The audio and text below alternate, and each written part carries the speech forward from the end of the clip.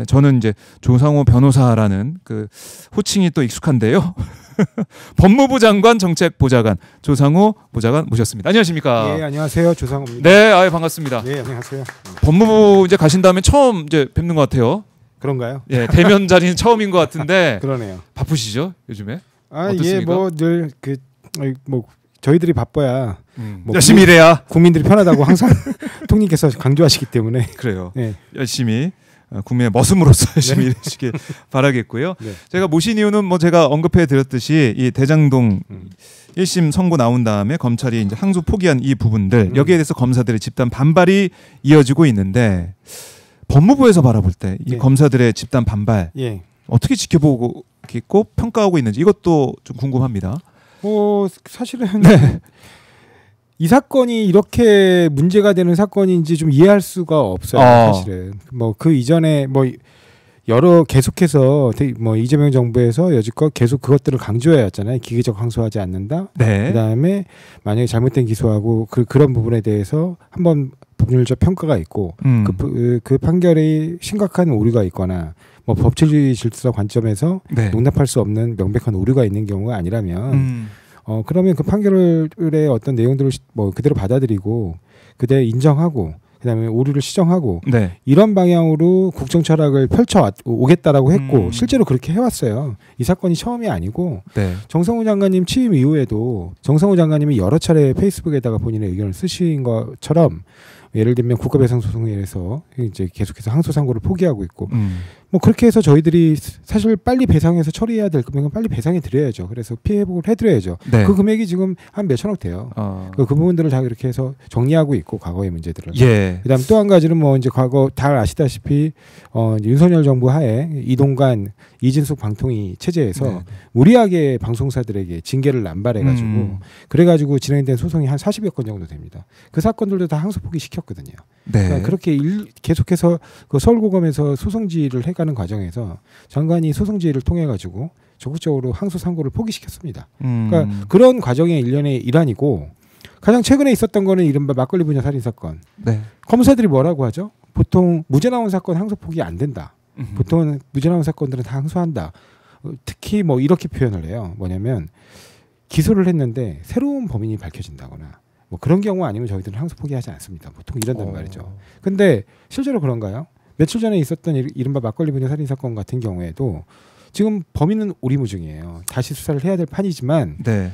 그 수사 과정에서 심각한 위법이 있는 거 아니냐라는 의혹이 지적이 됐어요. 예를 들면 지적장애를 가진 딸이 있는데 그 지적장애를 가진 딸을 굉장히 아버지의 처지와 관련돼서 향후에 어떤 그 인신구속과 관련돼 가지고 불이익한 처분을 줄 것처럼 겁을 주고 네. 그런 과정에서 신문을 얻어내고 그러니까 그런 것들이 이제 CCTV 영상이 다 남아있는데도 불구하고 또 검사는 제출하지 않고 네. 그런 부분에서 결국에는 항소 포기, 그러니까 상고 포기를 하게 됐잖아요. 근데 공통점이 있어요. 어떤 거냐? 지금 검사들이 남아있지 않는 과거 아주 옛날에 있었던 검사의 잘못된 사건들은 이렇게 항소 상고를 포기하는데 별 그다지 반발이 없거든요. 그렇네요. 그렇습니다. 그게 뭐 이렇게 이슈화되거나 그런 게 아니에요. 그러니까 다 인정들 하고. 네. 뭐. 근데 유독 그 지금 기소한 검사들이 현직에 남아 있으면서 문제가 되면 이게 동료 감싸주기인 것처럼 네. 마치 집단 이번에도 보면 막 집단 반발하는 듯한 모양새를 보이고. 아니 뭐가 문제입니까? 뭐가 차이가 있습니까?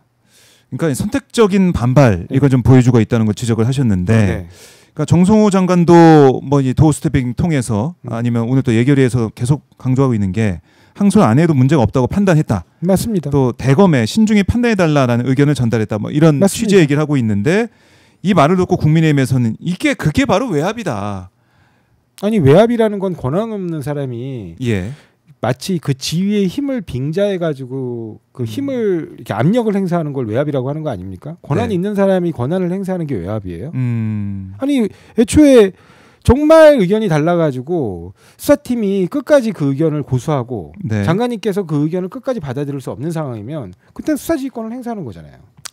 그러니까 권한이 있어요. 권한이 있다. 근데 권한이 있는 사람이 권한을 그렇게 무분별하게 행사하는 게 과연 바람직합니까? 네. 예를 들면 지금 박정호 기자도 기자님이시잖아요. 네. 근데 그럼 데스크가 있을 거 아니에요. 근데 기자가 발제를 했는데 데스크가 보기에 그 기자의 발제가 선거 과정에서의 오해를 살 수 있는 발제다. 네. 그래서 좀 자제했으면 좋겠다는 생각을 해요. 그러면 바로 하지 마 이러니까 좀 신중히 검토해서 다시 한번 생각을 해봐라 이럴 거 아닙니까? 그렇죠. 그러면 그때 다시 고려해봐도 이거는 지금의 선거 국면과 무관하게 반드시 추적해서 보도해야 될 비의혹이니까 반드시 보도해야 됩니다. 네. 의견 낼 수도 있는 거고 그래 이거 선거 끝나고 해도 되지 이럴 수도 있는 거잖아요. 그렇죠. 근데 그 과정에서 최종적으로 그렇게 할 수도 있고 아니면 반드시 보도해야 됩니다라고 할 수도 있어요. 그러면 그때 마지막으로 그 편집에 대한 권한을 가진 예를 들면 편집장이라든가 네. 그런 사람들이 어떻게 합니까? 안 돼. 아니면 알았어. 내가 위에 예를 들면 부장이면 부장 위에 내가 국장이랑 좀 상의해서 얘기해 볼게 이러는 거잖아요. 그렇죠. 그러니까 그런 교섭의 과정들이 있는 거예요. 당연히. 근데 그래서, 만약에 그럼에도 불구하고 네. 해소할 수 없는 부분이 있으면 지휘권을 행사하겠지만 아하. 지휘권 행사의 단계에도 가지 않은 거예요. 이거는. 그리고 이거는. 장관님은 늘 말씀하십니다. 네. 장관의 수사지휘권 행사는 어떻게 보면 검찰권 독립 차원에서 그리고 이 준사법기관으로서의 검찰권 행사에 검사의 검찰권 행사를 존중한다는 의미에서 극도로 자제돼야 된다. 이거는 여러 차례 말씀하셨어요. 네, 여러 차례 얘기를 했던 부분이라고 말씀하셨는데, 그러니까 이게 지위 자체, 그러니까 이 사안에 있어서 대장동 항소 포기 여기에 대해서 서면이나 이런 걸로 지휘를 한 것도 없어요. 아니잖아요. 네, 없습니다.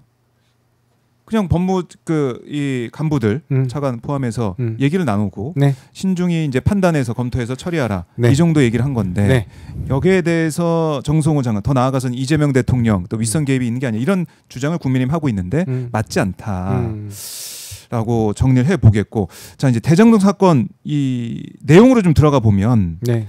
이재명 대통령 그러니까 사실은 이 사건 해가지고 잠깐 예. 한 가지 전제될 게 있는데 예. 마치 이 사건을 이재명 대통령님과 관련돼 가지고 이재명 대통령님에게 유리하게 해주기 위해서 항소 포기한 게 아니냐 뭐 이런 지적을 하잖아요. 예. 근데 이 사건 판결문에 모두에 나옵니다. 서두에 뭐라고 나오냐면 이 사건은 이재명과 당시 성남시장 공무원 이재명을 포함한 성남시장 공무원에 대해서는 아예 판단 대상으로 삼지 않겠다 그랬어요. 그건 별도 사건 33부에서 진행되고 있기 때문에 있으니까. 그 부분에 그 재판장의 권한을 그 재판부의 권한을 존중해야 되기 때문에 네. 이 사건에서는 우리는 일체 판단하지 않겠다는 거예요. 특히 이 사건에서는 그 사건에 진행되고 있는 주요 피고인들의 해명을 들은 바도 없고 그 사건의 관여 여부에 대한 쟁점이 논의된 바도 없다는 거예요. 네. 그렇기 때문에 우리는 판단할 수도 없고 판단하지 않겠다라고 한 겁니다. 그게 대전제에 네, 깔려 있는 출발해요. 것인데 판결문에 명시해놨어요. 그러면 그러니까 국민들이 판결문 그러니까 지금 말씀하시지만 그걸 다 못 보시고 어쨌든 언론 보도나 이런 걸 통해서 주장을 보고 있는데 네. 이 두 가지를 크게 이제 여쭤볼게요. 네. 이 재판이 이번에 1심 선고하는 대장동 본류 재판, 이재명 대통령 재판에 영향을 미치는지 이 여부. 네. 그다음에 두 번째는 범죄 수익 돈 얘기 계속합니다. 국민의힘 네. 쪽에서 범죄 수익 환수에 지장이 없는 건지 네. 이 두 가지 좀 말씀 좀 해주세요. 제가 말씀드린 것처럼 이거는 그 이재명 대통령님이 지금 일단 재판 중지돼 있지만 거기에 미치는지. 같이 이제 공동 피고인으로 되어 있는 이제 정진상 전 실장의 경우에 진행되고 있어요. 그 진행되는 재판에서 나름대로 또 심리가 이루어져가지고 판단이 될 겁니다. 이 사건과는 사실 아무 관련이 없는 사건이에요. 그 진행되고 있는 정진상 재판을 보면 된다. 네, 그렇습니다. 그리고 거기에서 다 판단이 될 거고요. 예. 그다음 두 번째로 만약에 범죄 수익을 이대로 확정되면은 이제 470억 원 이상은 환수 못하는 거 아니야? 이거는 완전히 가짜 뉴스입니다. 가짜 뉴스다. 그리고 검사가 못 다투는 거 아니냐? 이것도 완전히 가짜 뉴스예요. 설명 좀 해주세요. 왜냐하면 예. 실제 공사가 입은 손해가 얼마인지는 이 사건은 민사 사건이 아니기 때문에 판결 주문에 등장하지 않습니다. 그냥 몰수 필요성이 있는 몰수가 우리 법상 허용된 금액이 얼마인지를 최종적으로 고려해서 얼마를 선고할 것인지만 정할 뿐이지 네. 실제 손해액은 이유에서 계산이 돼요. 판결 이유에서. 이 사건도 판결을 보면 판결 이유에서 그럼 계산을 안 했느냐. 다 했어요.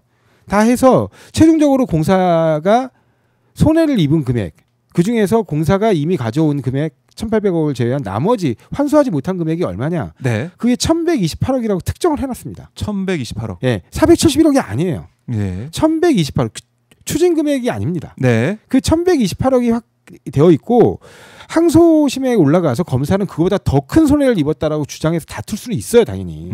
그럼 거기서 또 그 부분이 판가름이 납니다. 네. 그러면 거기서 만약에 2천억, 3천억으로 늘어나면 2천억, 3천억으로 늘어나서 판단을 받는 거예요. 그러면 항소심에서 공소 유지하면서 그거 검사 안 다툴 거예요? 어차피 지금 김만배 일당 등이 다 항소했잖아요. 그렇죠. 항소심은 이루어지게 되는데, 그러니까 이른바 이제 7,800, 뭐 7,400억, 뭐 이거 어마어마한 그 금액. 1심에서 검사는 주장했지만 재판부가 특정한 것은 1,128억. 예. 왜 그렇게 되냐면 검사의 주장이 그거예요. 뭐냐면 왜 그런 주장을 하는지는 모르겠어요. 근데 왜냐면 지분이 5대5잖아요. 정확히 지분이 5대5거든요. 예를 들면 그 성남메트로에서 공사가 갖고 있는 지분은 50% 플러스 한 주예요. 왜냐면 경영 우선권 때문에. 그다음에 나머지는 49.99%고. 그래가지고 이른바 민간업자와 성남도시공사가 5대5로 갖고 있습니다. 지분을. 그러면 5대5로 이익을 나누는 게 맞는 거잖아요. 그렇죠. 근데 검찰에서 뭐라고 얘기하냐면 5대5가 아니라 최소 70%를 가져와야 된대요. 그래요? 네. 이유는 없어요. 적어도 70%는 가져와요. 그게 이 인허가권의 값이다. 이유는 없어요. 다른 데서 그렇게 해왔다는 겁니까? 아니 없어요. 그것도 없어요. 그것도 없어요? 네, 그 근거도 없습니다. 그냥 이 공적인 영역에서 70% 가져오는 게 맞다? 그런 주장. 그래서 그 1심 판결문이 그렇게 적시하고 있어요. 검사는 적어도 70% 이상을 그 공사가 가져와야 된다. 그렇기 때문에 그걸 못 가져왔다면 그게 손해다라고 주장하고 있지만 아무런 합리적 근거를 찾아볼 수가 없다. 1심에서 판단을 내렸네요. 네, 검사의 주장에 대해서 이거 아니다라는 거. 그래서 금액적인 차이가 좀 있게 나왔는데 엄청 크게 나왔죠. 그래서 이 7천억 넘게 하는 그 얘기와 1심 재판 판단이 달랐다는 것이고, 그리고 그 1,120억 그게 만약에 검찰 입장에서 이거 아닌데라면 항소심에서 충분히 또 다툴 수가 있다. 다툴 수 있어요. 마찬가지로 아파트 분양 수익, 그러니까 이건 택지 분양 사업이잖아요. 이른바 대장동 사업은. 그러니까 택지 분양 사업이 종료되고 별도로 이제 아파트 분양 용지를 이제 김만배 등 일당이 받았어요. 근데 성남도시개발공사는 애초에 아파트 사업을 할 생각이 없었거든요. 근데 그 수익도 당연히 나눠 가져야 된다는 거예요. 사업 참여도 안 했는데 공사는. 그리고 공사 내부에서 사업 참여를 안 하는 거와 관련해 가지고 어떤 이상한 특이점이 보이지가 않아요. 그런데 다 가져와야 된대요. 다 좋습니다. 그럼 그거 가져와야 되는지 항소심에서 다투면 돼요. 못 다투는 게 아니에요. 근데 왜 지금 검사들은 이거 돈 환수 이제 못하게 생겼다. 피해 금액이 어마어마하다. 본인들이 직접 몰수 추징 못한다 뿐이지 이후에서 다퉈가지고 이후에서 반영이 되면 어차피 민사 손해배상으로 다 환수됩니다. 그리고 아까 제가 여러 차례 다른 방송에도 말씀드렸는데 원칙적으로 범죄 수익 중 피해자가 있는 범죄 수익 피해자. 몰수 추징을 하면 안 돼요. 왜냐하면 피해자한테 돌아가야 되잖아요. 그렇죠. 이 사건 범죄도 마찬가지입니다. 여러분들이 알고 계시는 많은 경제사범 사건들을 기억하실 거예요. 예를 들면 뭐 이재용, 그다음에 그 이전에 아버님이셨던 이건희 전 회장들, 그다음에 지금 이재용 회장, 그다음에 많잖아요. 그다음에 현대차도부터 시작해서 대기업 그룹 회장들 사건들에서 뇌물 사건이 아니고 업무상 배임 같은 배임 사건에서 몰수 추징합니까? 안 합니다. 왜? 피해자가 있잖아요. 회사로 돌아가야 돼요. 그렇죠. 그러면서 거기서 뭐라고 판시하죠? 피해 회복이 이루어진 점을 양형 참작 사유로 봅니다. 피해 회복이 이루어졌다는 건 무슨 말이죠? 회사에 돈을 돌려줬다는 뜻이에요. 그러니까 그런 식으로 피해 회복이 이루어져야 되지. 그걸 국가가 낼름 환수해 가면 큰일 나는 거예요. 그러면 주주들은 완전히 큰 피해를 입는 거잖아요. 그러니까 마찬가지입니다. 전세 사기 피해자가 있는데 그걸 국가가 몰수 추징해 가져가면 되겠습니까? 안 되겠잖아요. 근데 그럴 때 만약에 전세 사기 피해자가 있는데 전세 사기 금액이 소액이고 그 사람들이 굉장히 그런 것들을 개별적으로 권리 행사하기가 심히 어려운 때가 있을 수 있어요. 아니면 대표적인 게 이제 국제 사기 범죄 사건 같은 것들인데 가해자를 민사법정에 세우기가 너무 어려운 경우들이 있거든요.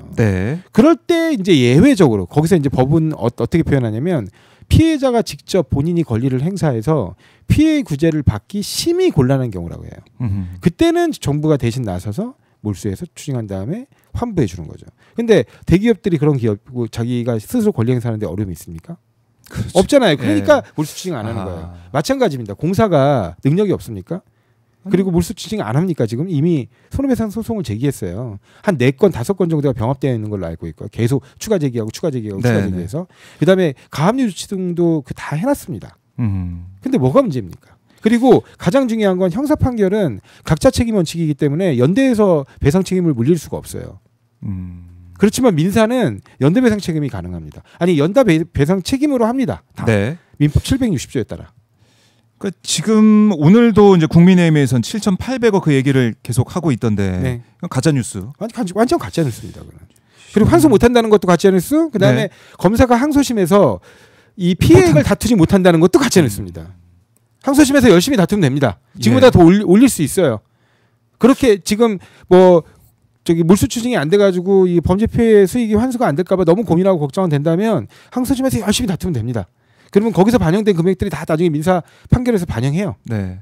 아니 이렇게 우리 변호사시기도 하고 네. 말씀 들으면은 이해가 되고 네. 그게 맞다라는 판단 내릴 수가 있는데 검사들은 왜 이렇게 얘기하고 있습니까? 왜 추징 그래서 못한다? 제가 말씀드리잖아요. 예. 공개적인 토론 자리에 나와서 토론하자고.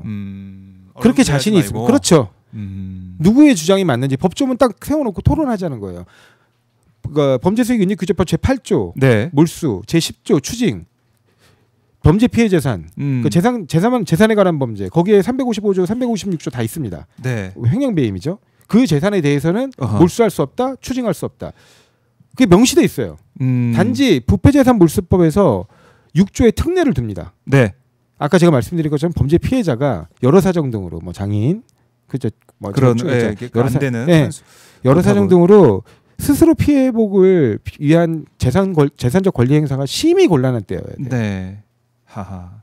자, 지금 뭐 한동훈 전 대표가 정성호 법무부 장관, 추미애 전 법무부 장관, 조국 법무부 장관 중 누구라도 이 사안에 있어서 대장동 일단 불법 항소 취소에 대해 저와 국민 앞에서 공개 토론할 것을 제안한다. 이렇게 했는데 이건 어떻게 보십니까? 한동훈 전 대표의 이런 주장. 그 당대표 되고 하세요 그러면. 당대표 되고. 네, 다 당대표급들이잖아요. 네. 급이 안 맞춰서. 네. 야인으로 계시면 네. 안 된다. 네. 당대표 되고 하세요. 그럼 만약에 장동혁 대표가 네. 토론하자 그럼 어떻게 됩니까? 장동혁 대표가 토론하자고 하면 토론할 수 있겠죠. 정성호 장관도 할 수 있습니까? 당연히 할 수 있겠죠. 아니 그리고 토론할 필요가 뭐 있습니까? 지금 다 예결위에서 질의하고 법사위에서 질의하고 예결위에서 예산 질의는 안 하고 계속 이것만 질의하잖아요. 그렇더라고요. 지금 네. 그러고 있는데 똑같은 거기 있는 국회의원 107명이 다 지금 장관님께 그걸 질의하고 토론하고 있는 거 아닙니까? 네. 장동혁 대표께서는 본인 항소 사건을 왜 포기했는지나 해명하셔야 돼요. 그러면 항소 포기 사건. 네. 네. 그러니까 그것도 올해예요. 25년 1월 21일입니다. 원래 국민의힘은 항소 포기해야 됩니까? 그러면 민주당은 무조건 항소해야 돼. 그거 아니잖아요. 그렇네요. 다 합리적인 이유가 있으니까 그 항소 포기를 하는 거예요. 그리고 그 판결문에 네. 결정적 하자가 없으면 1심 판결문 존중하는 게 원칙입니다. 그 원칙도 살아 있고 그 다음에 지금 따져 보니까 범죄 수익 관련해서도 항소심에서 다투도 되고 그냥 범죄 수익을 국가가 이제 가져가는 것도 아니고 피해자가 있는 상황에서 그런데 지금 한동훈 전 대표가 토론하자고 나온다. 한동훈 전 대표 지금 조국 지금 대표 후보도 글을 올려가지고 한동훈 씨가 나에게 무식한 티만 난다고 말한 것에 대한 답은 이미 올린 검사 출신 김기현 변호사 글로 대신한다. 김기현 변호사가 한 씨와 1대1 TV 토론 원하고 있으니 한 씨는 장혜영 전 의원과 했던 것처럼 토론하기 바란다. 이렇게 또 그렇습니다. 답변을 이미 했네요. 예, 그렇습니다. 거기 가서 토론하면 된다. 예, 그렇습니다. 알겠습니다. 이번에 정성호 장관이 도어 스태핑을 통해 가지고 사실 20분 넘게 세세하게 설명했어요. 되게 이례적이잖아요, 그것도. 그 옆에서 이게 애처롭게 바라보고 있는 그랬나요? 예. 이렇게 바라보고 언제 끝나 바라보고 있는 모습도 볼 수가 있었는데 정성호 장관이 오죽 답답하면 그 앞에서 얘기를 또 했을까 생각이 들더라고요. 그렇습니다. 보통 도어 스태핑 하시면 다 아시겠지만 잠깐 섰다가 한 5분 정도 설명하시고 그냥 들어가면 또 기자들이 따라가서 물어보고 그랬잖아요. 네. 근데 이번에는 사실 도어 스태핑 정도가 아니라 거의 기자회견 수준으로 공식 기자회견 수준으로 길게 말씀하셨어요. 이게 왜냐면 너무 많은 마타도어들이 막 생성돼 가지고 사실인 것처럼 유포돼서 돌아다니기 때문에 이런 부분들로 정부의 신뢰가 만약에 국민들이 오해해서 정부에 이제 불신을 갖게 되면 안 되기 때문에 굉장히 오랫동안 설명을 하셨고 그 설명한 부분에 대해서 법리적으로 어떤 하자가 있는지를 지적해 보세요. 제가 말씀드렸잖아요. 범죄 피해자가 있는데 국가가 몰수 추징에 가는 게 맞겠습니까? 네. 아니잖아요. 그래서 우리 법이 그렇게 두고 있다고요. 하면 안 된다. 제가 말씀드린 범죄수익윤리규제법 제8조 몰수, 제10조 추징 거기서 명시적으로 금지하고 있습니다. 오늘 또 정성호 장관이 대장동 범죄 수익 이거 민사소송으로 환수되도록 최선을 다하겠다. 또 이렇게도 언급을 했고 그러면 우리 보좌관님이 보시기에는 검사들이 지금 왜 이렇게까지 나온다고 보세요? 개인적으로 판단한 내용도 있을 것 같은데. 아니, 그러니까 저는 그렇습니다. 예. 그 대장동 그 수사팀 공판팀의 만장일치 의견이라는데 그것도 거짓말이었잖아요. 일기 수사팀은 전혀 동의하지 않았다. 그렇죠. 의견도 물어보지 않았다. 이렇게 얘기하고 있습니다. 반발을 하고 있고. 결국에는 대장동 2기 수사팀이 누굽니까? 지금 막 얘기하고 계시는 한동훈 전 장관께서 이제 장관으로 취임한 직후에 멀쩡하게 기소해가지고 공소유지를 잘하고 있는 1기 수사팀을 사실상 해체시키고 본인 중심의 2기 수사팀을 꾸린 거예요. 네. 그 수사팀이 4년 동안 공소유지를 해가지고 나온 결과입니다. 근데 지금 그 결과가 실패했다고 본인이 주장하는 거잖아요. 그럼 반성하고 있어야 되는 거 아닙니까? 그렇네. 예, 1기 수사팀은 다 이겼어요. 예. 그런데 1기 수사팀은 아무 말 안 하잖아요. 일부 패소가 있습니다. 뭐 특경배임 문제, 그에 대한 법적 가치 판단에 대해서는 좀 미스가 있었던 거를 제외하고는 사실관계는 다 인정받았어요. 근데 1기 수사팀이 했던 거는 맞습니다. 다 수사 잘 된 걸로. 네. 근데 2기 수사팀, 네. 그 2기 수사팀 누가 만들었습니까? 한동훈 장관이 만든 거잖아요. 그리고 지금 이 집단 반발을 이끄는데 처음에 항명성 글을 올린 그 검사 누굽니까? 황백신 검사. 그 검사가 2기 수사팀 팀장이에요. 부끄러운 줄 알아야죠. 네. 그렇네. 이거 거기다가 심지어 네. 1기 수사팀에서는 그런 의혹이 제기되지 않았어요. 뭐 강압수사 의혹이라든가 이런 의혹들이 제기되지 않았습니다. 지금 강압수사 이른바 배를 가른다. 뭐 본인은 개복수수라고 표현했다는데 그게 뭔 차이가 있는지는 모르겠어요. 근데 그 표현을 하면서 뭔가 위협적으로 들리는 그런 강압수사를 했다는 의혹을 받는 것도 예. 2기 수사팀이에요. 뭐 하는 겁니까 지금? 그러니까 그런 이른바 이제 조작 수사, 네. 그다음에 이제 이 회유하는 맞습니다. 그런 여러 가지 정황들, 네. 이걸 밝혀내는 맞습니다. 그게 좀 중요한 시점이 됐다. 그러니까 그걸 좀 덮기 위해서 남욱의 폭로가 나오고 또 이제 연어 술 파티 정황들이 확인되고 이런 검찰이 코너에 몰리는 상황이 되다 보니까 이걸 좀 검찰이 코너가 아니라 이른바 그 찐윤 검사들 그 사람들이 지금 코너에 몰려서 아무래도 이러다가 이 방향으로 가다가는 혹시 자기들 감옥 가는 거 아니야?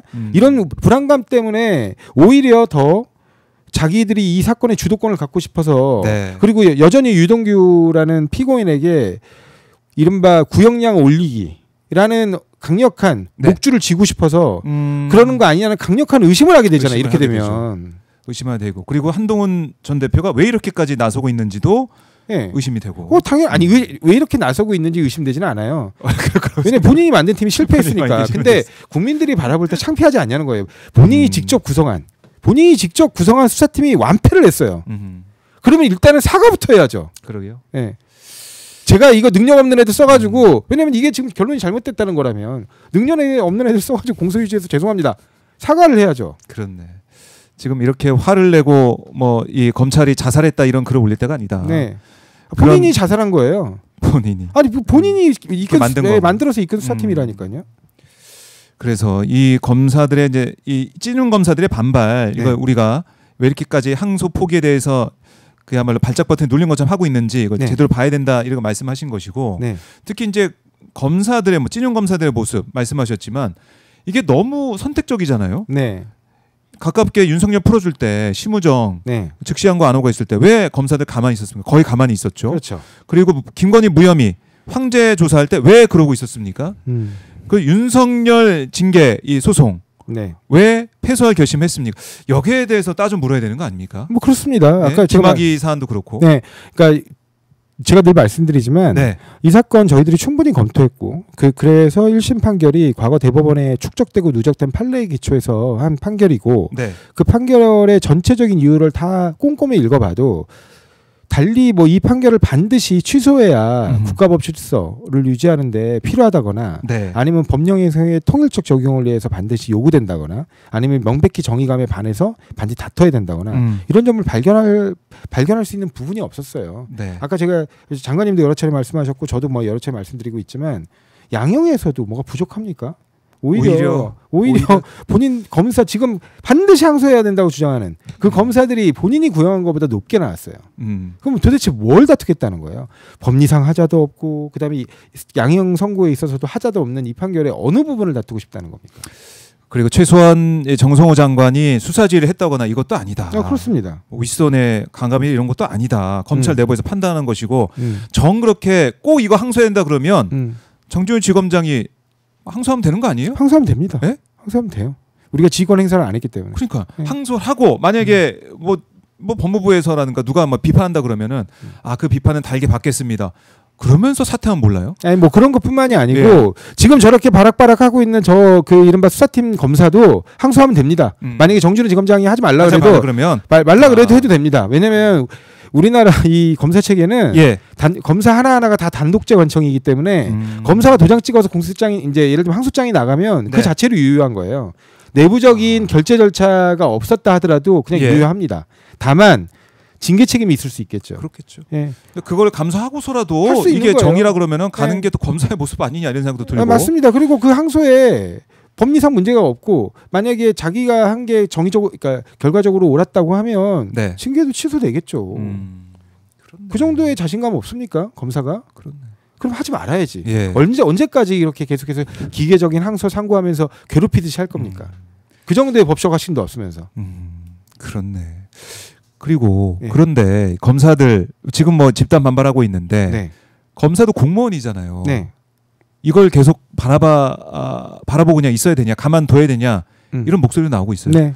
이거 어떻게 법무부에서는 판단? 그런 부분들까지 아울러 고려해가지고 충분하게 사실관계 파악해서 이게 어떤 경위에서 어떤 이유 때문에 이런 일들이 벌어졌는지 그리고 이것만에 한정되겠습니까? 지금 수사 과정에서 심각한 불법이 있었던 거 아니냐는 의혹까지 드러났잖아요. 그런 부분까지 아울러 다 보고 실체 진실을 좀 확인해 본 다음에 필요하다면 감찰 및 수사 같은 것들이 충분히 이루어져서 진짜 진실이 무엇인지 밝혀져야 될 거라고 봅니다. 네, 그래요.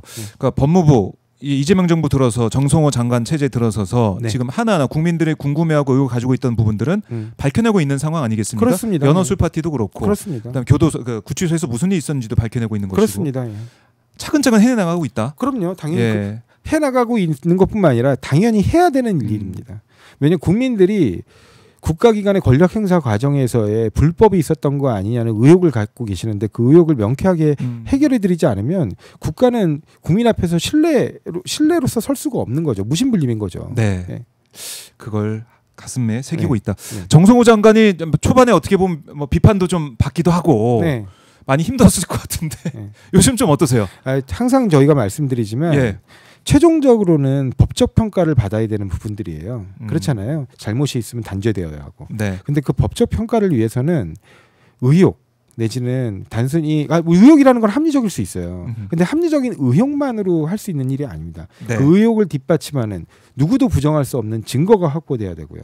그 증거가 절차에 의해서 입증 과정을 거쳐야 되고 그리고 최종적으로 그래서 법적 판단이라는 판단 과정을 받아봐야 되는 거예요.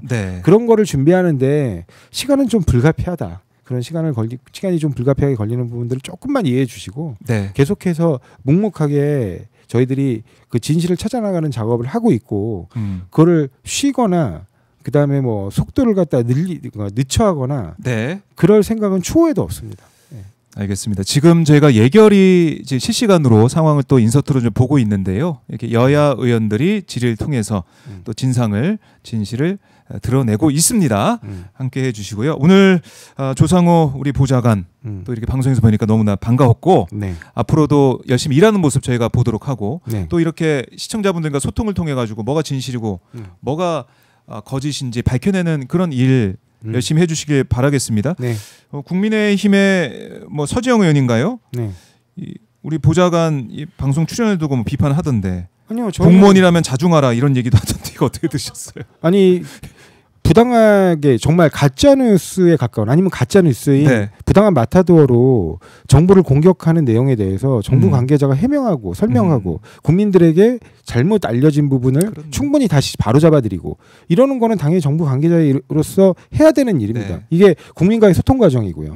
저희가 무슨 국민의 의원들을 비판했습니까? 그러지 않아요. 뭐가 진짜고 진실인지 그렇습니다. 국민의 의원들께서 제기하시는 의혹에 대해서도 저희들이 성실히 답변드릴 의무가 있는 거잖아요. 그러니까 그런 부분에 대해서 다 답변드리고 설명드리는 과정이라고 이해해 주셨으면 좋겠고요. 아마 그 의원님께서도 나중에 뭐 정부에 들어오셔가지고 일을 하시게 된다고 하면 이런 부분에 대해서 더 적극적으로 설명하고 국민들이 혹시라도 정부에 갖고 있는 오해가 있다면 그걸 풀어드리기에 노력하는 그게 좀 필요하다라는 걸 느끼실 거예요.